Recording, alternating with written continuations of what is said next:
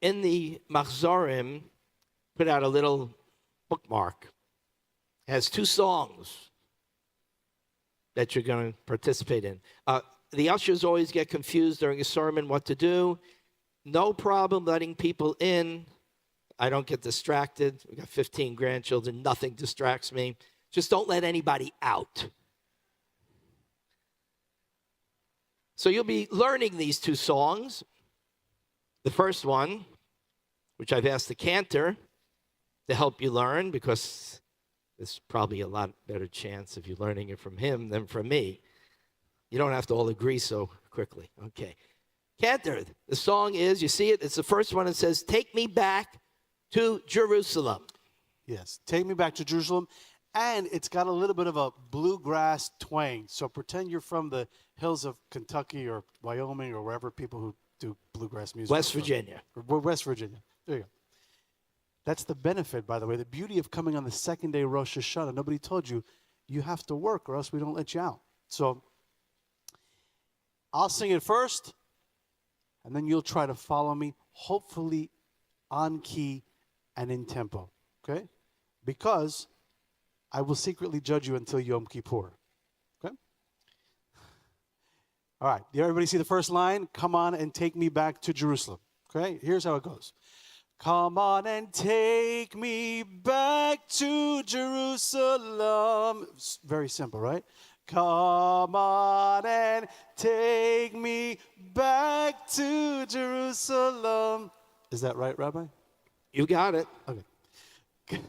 Come on and take me back to Jerusalem. The next part is exactly the same. Kind of. Not really, actually. Okay. My first line of the new year. Wow. Come on and take me back to... You got that part, Jerusalem. Right? Okay, we all agree that we have it. Come on and take me back to my home. Back to my home. Except without the home. Leave that part to me. Come on and take me back to Jerusalem. Come on and take me back to my home. Come on and take me back to Jerusalem. Now, wait, stop.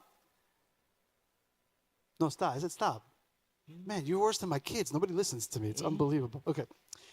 Now, this next part is very delicate, very tricky, okay? Here we go. So you just did. Come on and take me back to Jerusalem. Now listen. Been gone so long. Day to dawn. Tired of walking alone. Been gone so long. Day to dawn. Tired of walking alone. That wasn't so hard, was it? That's good. These are a quick Okay, let's try it together. Come on and take me back to Jerusalem. Come on and take me back to my home. Come on and take me back to Jerusalem. Been gone so long, day to dawn, tired of walking alone. So that's the theme, take me back to Jerusalem. But what does that mean? Rabbi, are you saying we need to pack up and all go to Jerusalem? Everybody make Aliyah to Israel? No, that's not what I'm saying. Not at all. I want to make that very, very clear. But what we need to do, what we need to focus on, like never before in the history of the American Jewish community, is to make sure that if a Jewish family in America decides to go to Jerusalem, they decide to make Aliyah, it will be because they have made a personal decision to do just that, not because they have to. Not because we have to. Jerusalem in this song represents the heart of the Jewish state, the heart of the Jewish people worldwide. Our security, our safety, our sense as a Jewish people, no matter where we might live, depends on the security of Jerusalem.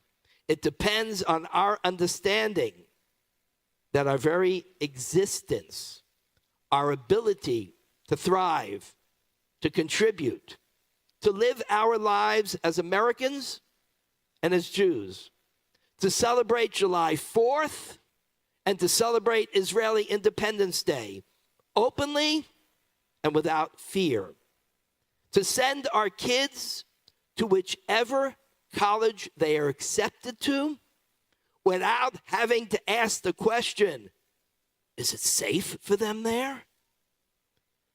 Free to build strong Jewish communities, strong American communities, of which we are and have always been an integral part. It all depends on the safety, the security, and the existence of Israel. The world is focused now on the war in Gaza, and war is by definition ugly. I will not recount now all the lies, the distortions leveled against Israel by a biased, often pro-Hamas media, nor will I claim that mistakes haven't been made in the conduct of this war. No war ever goes without mistakes. Some are tragic, some are deadly. That's the nature of war. You do your best to minimize it, as Israel has done. But let's think back to before October 7th disaster and the ensuing war to end Hamas rule and remove terrorist organizations in the north, in Gaza, and from all of Israel's borders. Before October 7th, Israel was the envy of the world, the darling of the world. Arab countries were rushing to make peace, to normalize relations with Israel. Why? Because they suddenly fell in love with Jews? Suddenly fell in love with Israel? Of course not. They simply realized that good relations with a country that could help them in science, technology, medicine, and to shield them from the hegemonic and nuclear ambitions of Iran was a better idea than being in conflict with that country. It was a practical decision to advance their own countries and their own people. It's simple. They need Israel. They need America to protect them against their real enemy, the radical Islamic regime of Iran. And we should thank them and we should congratulate them. And this is the reason. I want you to think back to Golda Meir, one of the wisest prime ministers ever to serve in Israel. It's famous what she said. Remember? Peace will come when the Arabs love their children more than they hate us. And that's what happened with the Egyptian peace accord decades ago. Anwar Sadat said clearly when he made that peace agreement, I don't want my grandchildren dying in a war with Israel. And so he made peace, not out of love of Israel, but out of love for his grandchildren. The Muslim Brotherhood and the Islamic Jihad, Hamas is Muslim Brotherhood. They assassinated him for it. But Egypt maintained the peace accords and turned their wrath on the Muslim Brotherhood. They outlawed it. They killed its leaders who were in Egypt. The United Arab Emirates, Bahrain, Morocco, Sudan, they made the same decision. They decided to do what was best for their children and their grandchildren rather than continue the conflict with Israel. They understand that their enemy isn't the Jewish state. Israel is their ally. The enemy is Iran and the Muslim Brotherhood. The Saudis, the most important of the Arab countries still without a peace accord with Israel, before October 7th, they were lined up to enter the accords. But the Gazan war broke out, timed to stop the Saudis from doing just that. And when the Gaza war ends and the reconstruction begins without Hamas governing, the Saudis will enter the Abraham Accords. Iran will be completely and totally isolated. Golda was right. And this is the lesson the Palestinians need to learn.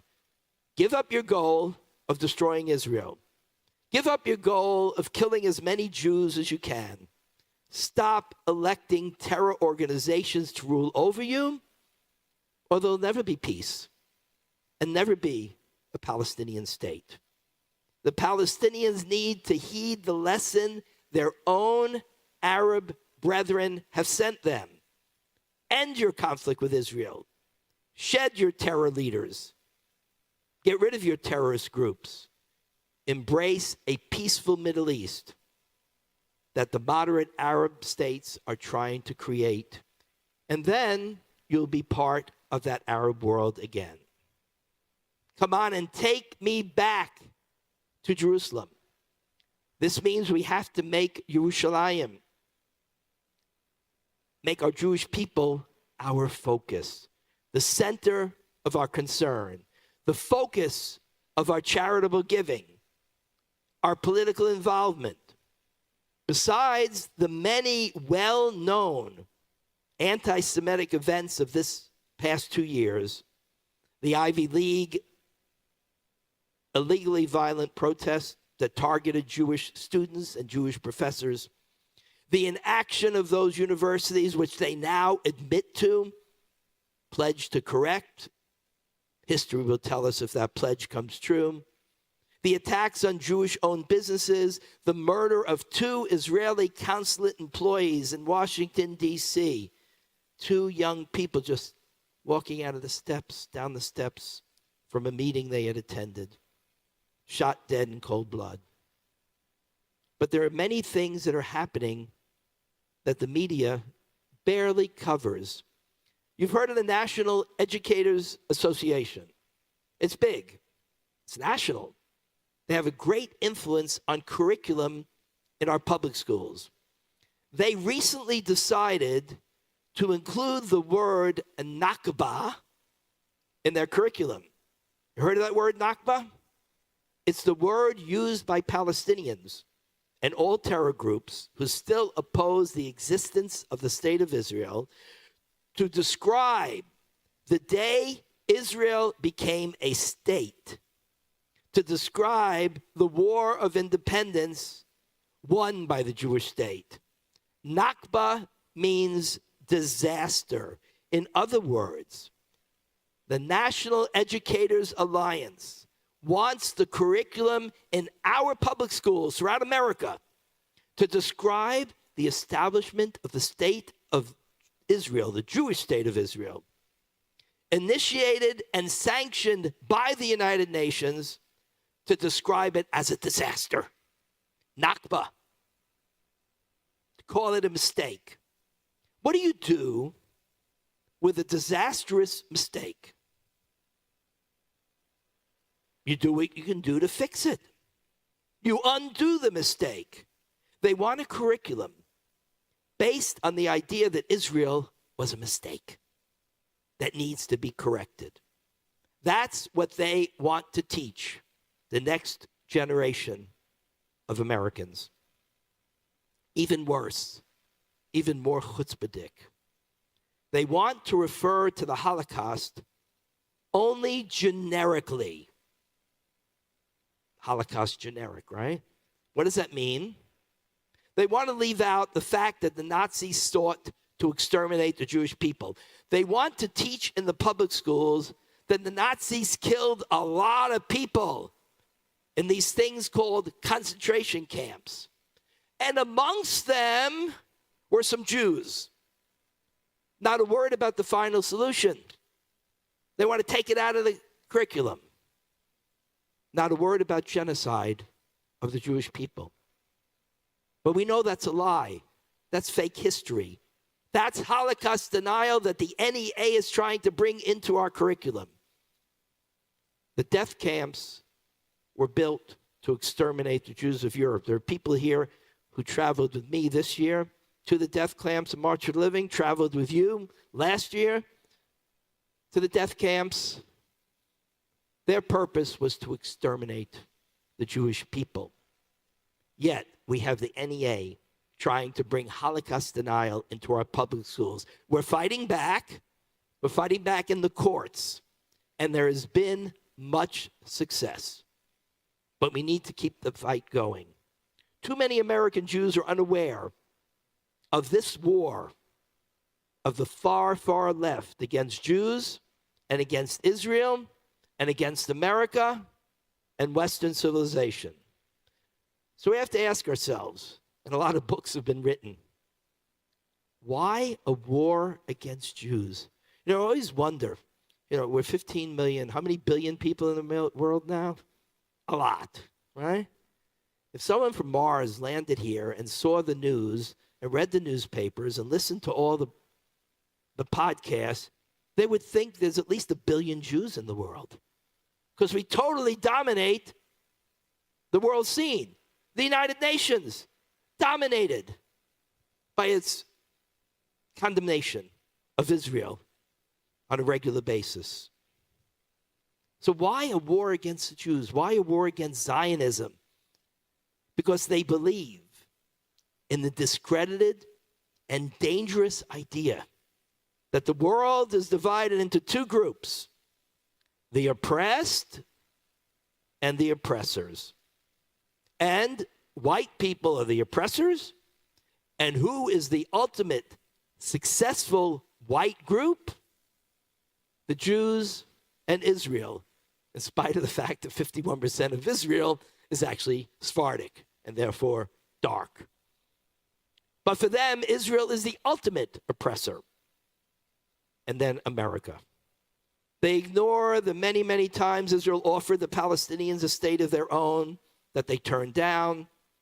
Why? Because it meant accepting the existence of a Jewish state as their neighbor. 4 times they were offered that state. 4 times they rejected its offer. And what did they respond with? Intifadas, which claimed literally almost 2,000 Jewish lives. Some Arabs as well were killed in the Intifadas. 98% of them civilians. Clinton blamed Arafat, not 80%, not 90%. He was 100%, said Bill Clinton. He was the one who torpedoed the deal Israel offered. When Barack was prime minister, and Arafat, what did he do? He launched the Intifada. That one Intifada, they killed over 1,000 Jews, Christians, Arabs, and Americans. I participated in the burial of 2 of those American victims killed in the Intifada when they were visiting in Israel. Come on and take me back to Jerusalem. Come on and take me back to my home. Come on and take me back to Jerusalem. Been gone so long, day to dawn. I'm tired of walking alone. Blue skies all around me, birds in the air. Simple things I ponder, not knowing if nor where. It's been quite some time since I left my home. Don't know where I'm going to, but I know from where I've grown. Do we still know from where we've grown? Have we been away from our roots for so long that we've lost our focus, that we don't understand who the enemy is? We've lived in the friendliest country in the history of the Jewish people, by far, America. Have we grown complacent? We read about Haman every Purim, the story of Esther. And what does it remind us of?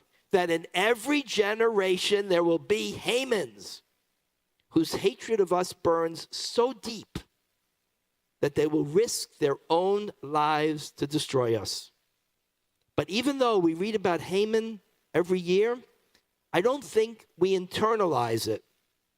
But we need to. You may have read that a group of prominent, I put that in quotes, New York rabbis, not a large group, but far too many, they actually endorsed Zaharin Mandani for mayor of New York. They endorsed him publicly. They gave him a pass on his Israel hatred. They gave him a pass on his anti-Semitic statements. His statement that he does not believe there should be a Jewish state. They gave him a pass because he wants to make New York more affordable? A rabbi gives a pass on anti-Semitism so people can lower their rents? That's not enough to ignore what he wants to make Israel. He wants to make Israel not Israel anymore. How could they sign such a letter? Make such an endorsement? How? Because they want their far, far left progressive ideologues in Hollywood, in the media, in politics, to admire them. How does a rabbi, how does any Jew for that matter, endorse a self-proclaimed opponent of the existence of the Jewish state? I don't care if he's a socialist. That's none of our business. New York will make that decision. That's a political, economic decision. That's not a moral decision. But someone who wants to eliminate the Jewish state, that's a moral decision. The song says, don't know where I'm going to, but I know from where I've grown. Those rabbis who signed that letter don't know where they are going to. They don't know what path they are going down and how dangerous it is. And why don't they know it? Because they don't know from where they've grown. They don't know from where they've grown. I was sent a letter, so was Rabbi Roisman, by rabbis in our own movement. They requested that I sign it. I read it. The letter acknowledged the inhumane conditions in which Hamas holds the hostages and had calls for their release. Good beginning. The letter supports Israel's right to defend itself against those who seek her demise. Good beginning. But then the letter goes on to accuse Israel basically of the mass killing of civilians, of using starvation purposely as a weapon of war. Those, of course, would be considered war crimes. Rabbis signed on to a letter that accuses Israel of war crimes.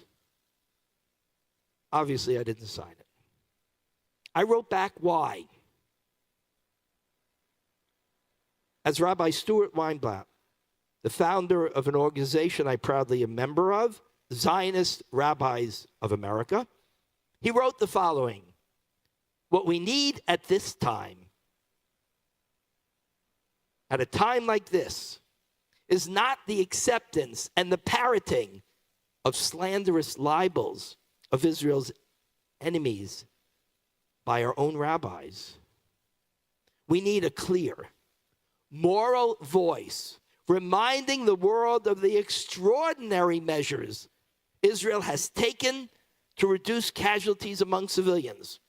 Her efforts have resulted, you don't read this much in the main mass media, her efforts have resulted in the lowest rate in modern history of non-combatant casualties to soldier terrorist casualties, lower than any war fought by our own country or any democracy. What is needed is a daily reminder that every day the hostages are not released is a war crime. What is needed is condemnation of the silence and the indifference of the world to the plight of those hostages.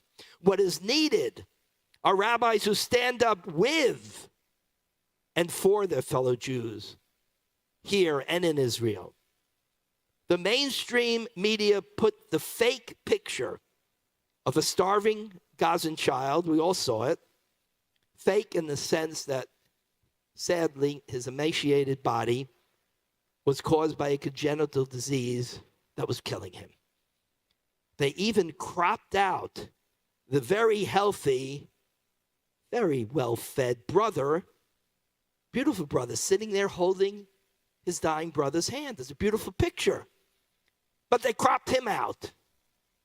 That fake, doctored picture was on the front page of the New York Times. The retraction, after they were embarrassed about the cropping and the fake picture, the admission that they got it wrong was buried so far in their online edition that almost no one ever saw it. So here's my question to the New York Times. Where was the real picture of the real Israeli hostage who was being starved and forced to dig his own grave? Where was that on the New York Times? Where was that on the Washington Post? Fake pictures, yes. Real pictures, no. You know, that video was so horrifying that even the president of France, Macron, proclaimed that Hamas cannot remain armed or in the governance of Gaza.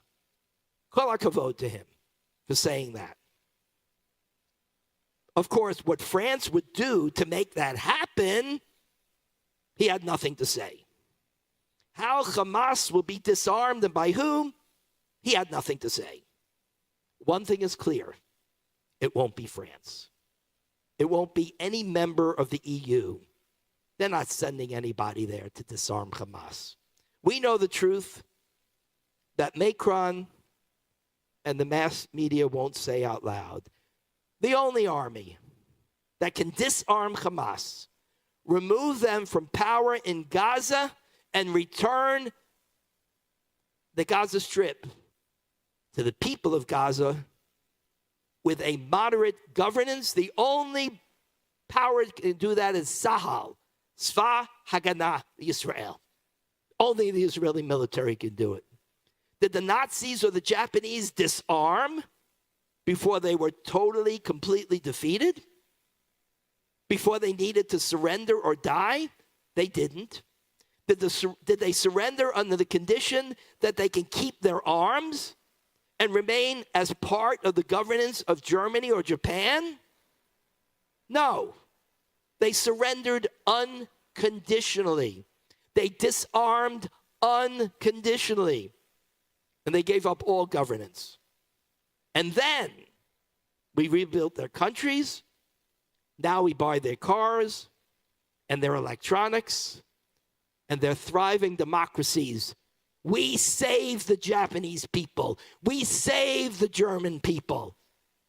We can save the Gazans. It'll take longer for them to turn around, but it can be done. If the West wants to help the Palestinians have a real future, either help Israel destroy Hamas, remove them from Gaza, or at least get the hell out of our way.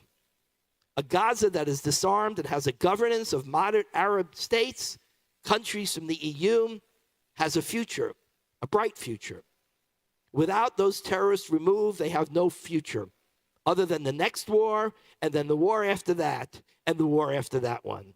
We need rabbis and Jewish leaders who speak that truth, who shout that truth from the bima, in articles and in letters to representatives and newspapers. We need rabbis who tell those truths, most importantly, to our young people. A generation who think they know something because they read the so-called news on the internet. They listen to influencers or podcasters who are either ignorant or are outright anti-Semites themselves or anti-Zionists. I'll be very straight and honest. I don't like the extreme right part of this Israeli government. Rabbi Roisman and I commiserate over it all the time. We don't like the right wing. I don't like the right wing or left wing of anything. They're messianists. They're ultra-nationalists. They want to annex Gaza, annex the West Bank. They want Orthodox rabbis to control the life in Israel. They want to continue to allow the ultra-Orthodox to avoid army service. They want to cut out the legs of the judiciary. Those are serious issues. I hope Israel can move to a more moderate, realistic coalition in the next election. But none of that has anything to do with winning this war and disarming Hamas and removing them from governance. That's the focus. That's the goal. We cannot return to the internal discord that we had on October 6th. Because if we go back to that discord, there will be another October 7th one day in the future. We can't allow it on the Gazan border. We can't allow it on the Lebanese border. We can't allow it on the Syrian border. The current Israeli government failed. They failed on October 7th in a catastrophic way. Just as the Israeli government on the eve of Yom Kippur, 1973, failed miserably. That government resigned after winning the war. It took responsibility.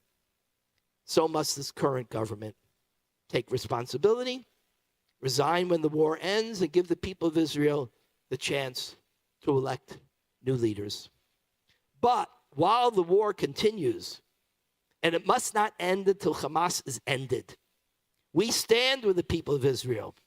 We stand with the state of Israel. They are not massacring civilians. In fact, it's the opposite. They take extraordinary measures to limit the casualties at risk to their own soldiers. At risk to their own soldiers. Israeli soldiers are dying because we're trying to protect Gazan civilians. No other army in the world has ever done that. Put their own children at risk to save the civilians of the country that attacked them. It's unheard of.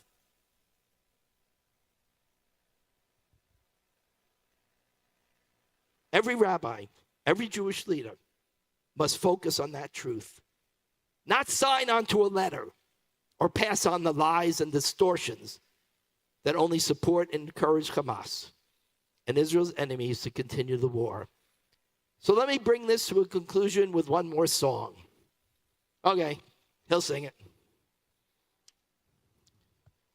אני מבטיח לך, ילדה שלי קטנה, שזאת תהיה המלחמה האחרונה.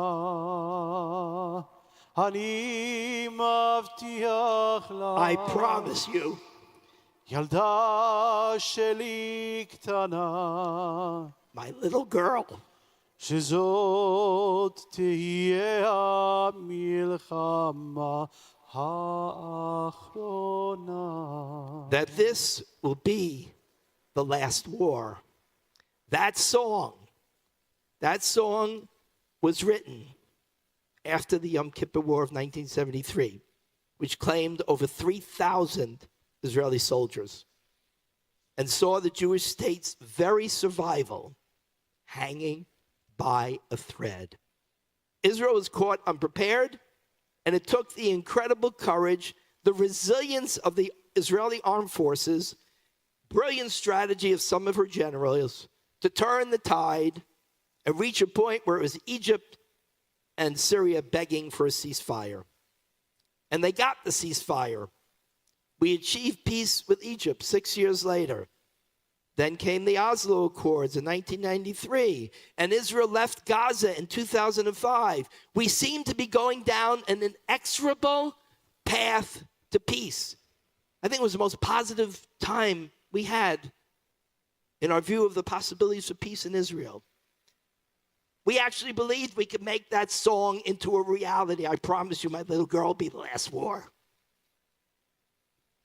But there were wars, the intervening explosions of violence, the deadly intifada of 2002, after Arafat rejected Camp David to create a Palestinian state, over 1,000 Israelis killed, mainly civilians.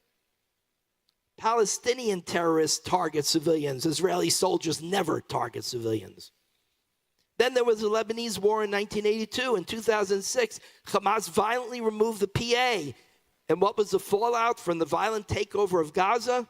Thousands and thousands of missiles, terrorist attacks came out of Gaza, leading to the October 7th war, the worst pogrom against the Jews since the Holocaust. Border Patrol, civilians, soldiers murdered, elderly murdered in front of their children, children murdered in front of their parents, rape, beheadings. That's what came of it. I promise you, my little girl, that would be the last war. Missiles flew from Hezbollah in the north and Iran in the east. The promise was shattered. The little girls who heard that song of promise, that it would be the last war in 1973, you know who those little girls now are? They're the wives and the mothers and the sisters who had their lives ended or shattered by the violence perpetrated against Israel by the terror axis of evil, Hamas, Hezbollah, Iran. You know, in 1973, when that song was written, Lori and I had been married for 2 years. We did not yet have children. We had no children when that song was written. Since that song was sung and written, we had 3 children, 15 grandchildren, 3 great-granddaughters presented to us by Eden and Zachy, Neely, Cleo, and Arbel. They and 11 of the 15 grandchildren live in Israel. 2 are in the Israeli army. They spent many evenings being awakened by their parents to run into a bomb shelter during the Iranian war. That's how long it's been since that promise was made. We already have 3 great-grandchildren. Israel was unable to keep that promise. Our Israeli grandchildren and great-grandchildren, we need to make that promise. How do we make that promise a reality this time? And the answer is clear. Hamas must be shattered, disarmed, and removed, replaced by an international force which will rebuild the Strip, turning it over to civilian government that will be completely demilitarized.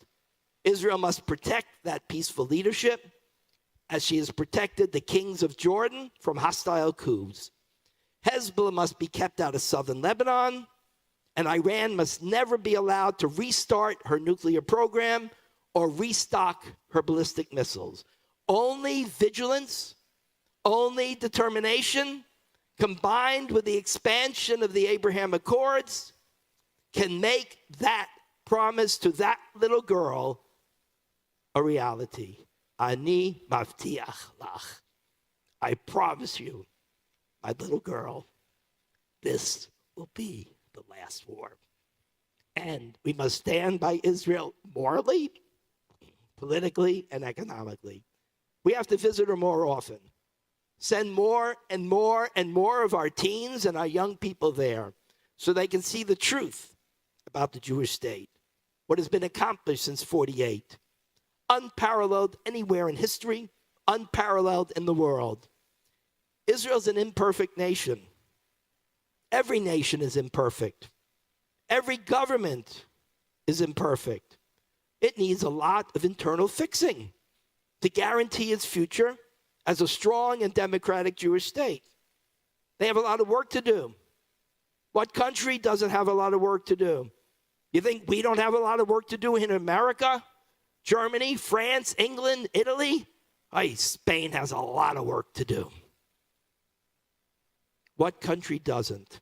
We, the American Jewish community, have much work to do to secure our place in America and to reconnect ourselves and our kids and our grandkids to Jewish history and Jewish destiny, to Jewish life and to Jewish learning, and to the real Israel, not the one they read about in the New York Times or hear about on podcasts by people who've never even been there. They know nothing of the history. They know nothing of the truth. We have a huge task to get us back to that symbol of Yerushalayim, Jerusalem, as our guide, as our focus. Because when Jerusalem is our focus, we're better Jews, we're better Americans, we're better families, and we're better communities. So this coming year, take our hearts, our spirit, and even our bodies back to Jerusalem. Come on and take me back to Jerusalem. Come on and take me back to my home. Come on and take me back to Jerusalem. Been gone so long, day to dawn. I'm tired of walking alone. Blue skies all around me. Birds in the air. Simple things I ponder, not knowing if nor where. It's been quite some time since I've left my home. Don't know where I'm going to, but I know from where I've grown. Come on and take me back to Jerusalem. Come on and take me back to my home. Come on and take me back to Jerusalem. Been gone so long, day to dawn. I'm tired of walking alone. The magic of the moment, the sunrise in the sky. The breath of Mother Earth has finally reached my eye. Now that I know what once I only saw, Jerusalem's my home, sweet home, and God's will is my only law. Come on and take me back to Jerusalem. Come on and take me back to my home. Come on and take me back to Jerusalem. Been gone so long, day to dawn, tired of walking alone. L'Shana haba b'Yerushalayim habenuyah. Next year in a peaceful Jerusalem and a peaceful Jewish state. L'Shana haba b'Yerushalayim. Shana tova.